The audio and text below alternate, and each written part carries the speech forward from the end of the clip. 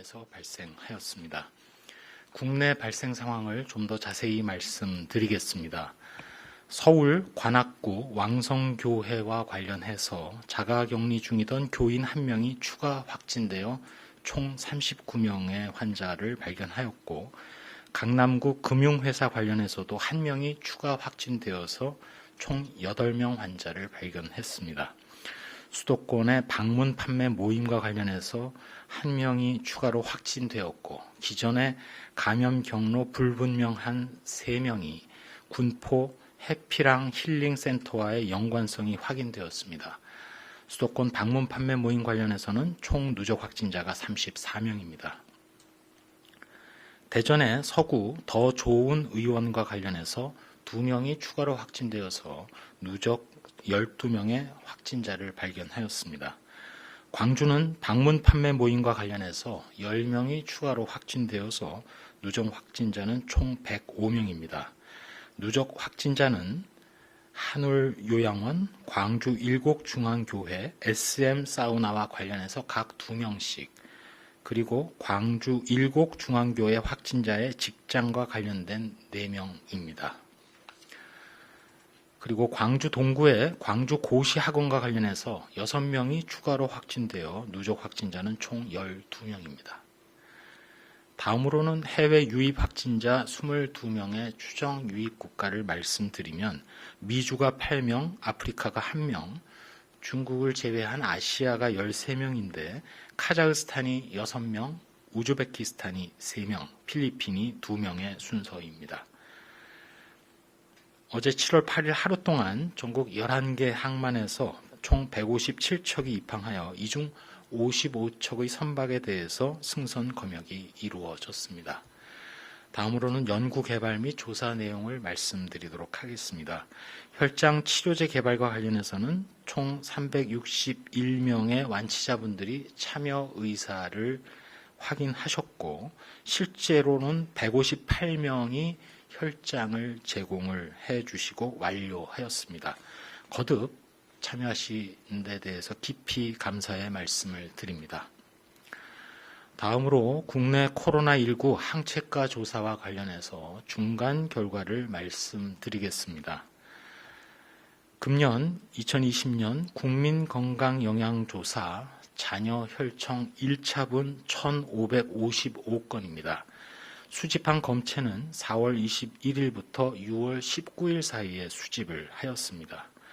그리고 추가로 서울의 서남권에 있는 의료기관에 내원한 환자 중에 동의를 구해서 1,500건에 대한 검체도 수집을 하였습니다. 이 검체는 5월 25일부터 5월 28일 사이에 수집한 검체입니다. 이들에 대한 항체가를 조사한 결과 선별검사 그리고 최종 중화항체의 검사 결과 말씀드린 1,555건의 국민건강영양조사 검체는 최종 모두 음성, 즉 양성이 한 건도 나오지 않았습니다. 서울 서남권의 의료기관에 내원했던 환자 중 1,500건에 대한 검사에서는 한 건이 최종 중화항체 양성으로 결과가 도출되었습니다.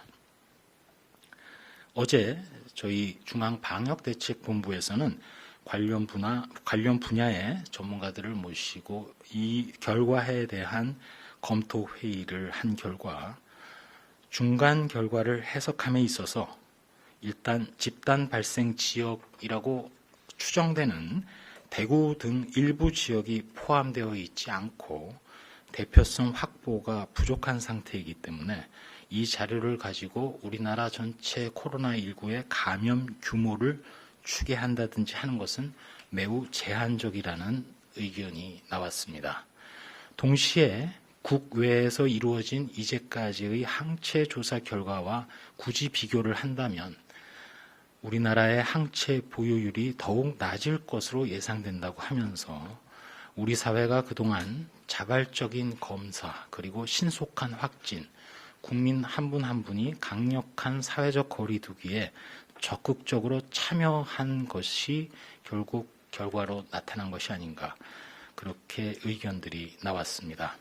앞으로 중앙방역대책본부에서는 2개월 단위로 국민건강영양조사 검체에 대한 조사를 계속 실시를 하고 당장 이번 달부터 대구 경북 지역의 일반인 등 총 계획은 3,300건 이상에 대한 항체가 조사를 진행함으로써 좀 더 상세한 집단 면역의 수준 그리고 무증상 감염 규모 파악을 통해서 기존의 방역 대책을 계속 강화하거나 보완해 나갈 것임을 말씀드립니다.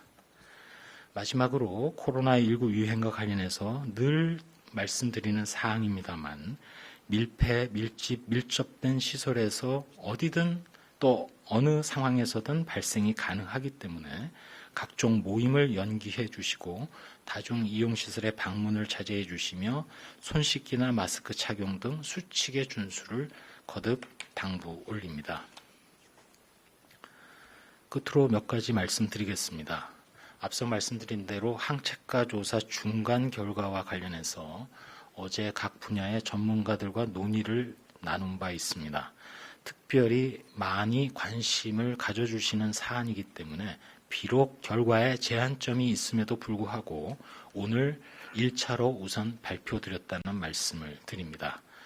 그렇지만 집단 발생 지역임에도 이번 1차 조사에 포함되지 못한 대구 등의 지역 조사를 추가로 실시하여 차근차근 대표성을 보완하고 현황을 좀 더 자세히 파악을 하도록 하겠습니다.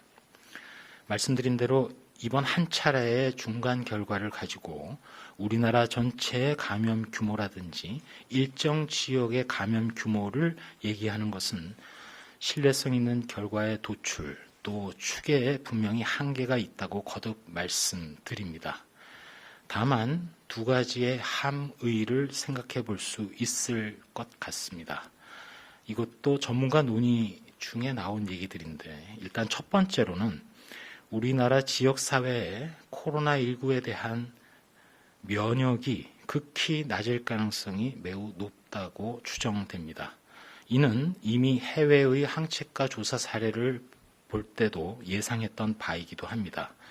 따라서 결국 집단 면역을 통한 코로나19에 대한 대응은 불가능한 상황이고 백신이 개발되고 접종이 완료되어 지역사회에 충분한 방어 수준이 달성되기 전까지는 지금까지 지속되어 온 거리 두기, 마스크 착용, 개인위생 준수와 같은 생활 백신, 생활 방역의 수칙 준수로 유행을 억제해야 한다는 의견입니다. 두 번째로는 우리나라 전체 감염의 규모가 비록 제한적이긴 하지만 올해 초에 대구 경북 중심의 큰 유행 이후 현재 전국적으로 산발적으로 확인되고 있는 현재의 확진자 규모와 실제 감염 규모가 큰 차이가 없을 가능성도 있다는 점입니다.